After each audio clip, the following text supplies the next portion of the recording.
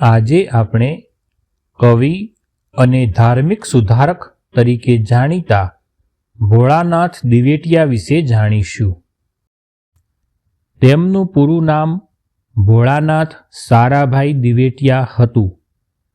તેમનો જન્મ 22 જુલાઈ 1823ના રોજ થયો હતો. તેમનું જન્મસ્થળ વડોદરા હતું. તેમનું મૂળ વતન અમદાવાદ હતું.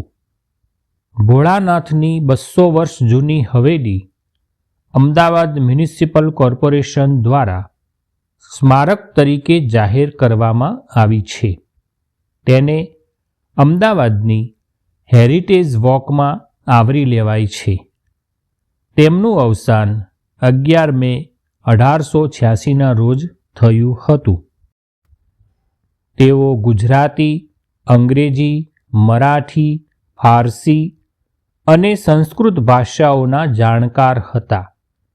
તેમણે કાયદાનો અભ્યાસ કર્યો હતો અને ભારતમાં બ્રિટિશ શાસન દરમિયાન સરકારી નોકરી કરી હતી. તેમને બ્રિટિશ સરકાર દ્વારા રાવ બહાદુર ઇલ્કાબ એનાયત થયો હતો.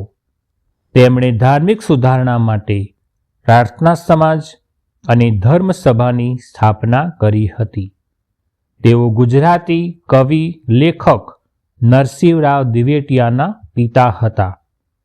તેમની કૃતિઓ આ પ્રમાણે છે: કવિતા, મંગલ સ્ત્રોત, ઋણાનુદાન, ભજન સંગ્રહ, ઈશ્વર પ્રાર્થનામાળા, અભંગમાળા.